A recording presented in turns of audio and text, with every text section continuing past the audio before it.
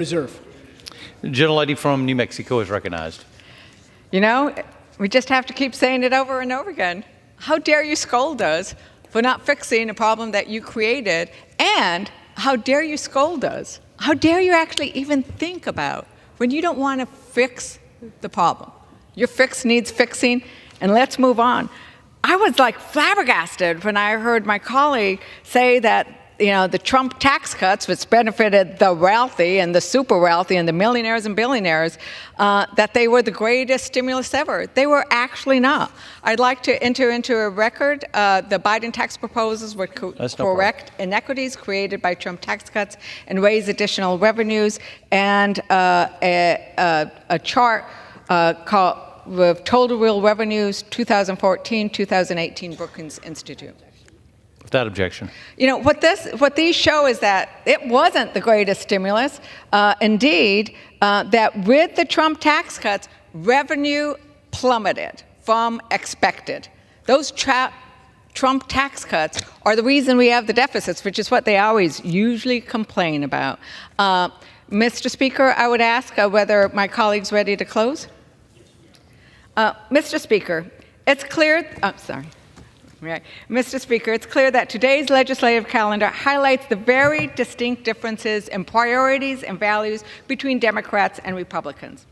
Democrats, we're committed to putting people over politics. We're dedicated to lowering costs for everyday Americans, to raising the middle class, to growing that middle class, and to investing in our communities.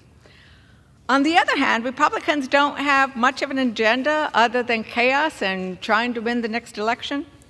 The Salt Marriage Penalty Elimination Act is a Band-Aid on a wound that Republicans inflicted on the American people when they passed the Trump tax cuts. It's not the kind of emergency that should be taking up our time when we don't have a budget, when we can't pay our bills in a couple of weeks, when we have Putin possibly winning a war in Ukraine. But here we are, taking that up and taking up a non-binding resolution about President Energy's policies that ignore how much we've invested in clean energy, how many jobs we created in the energy sector, and how we are lowering prices. That's putting people and our planet first. Their non-binding resolution does nothing.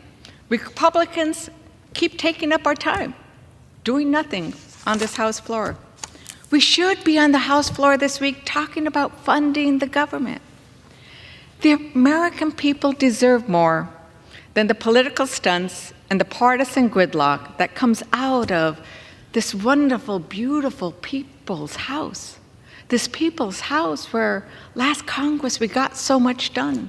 We invested in our infrastructure. We invested in our communities. We saved America from the economic catastrophe that we were facing coming out of that pandemic.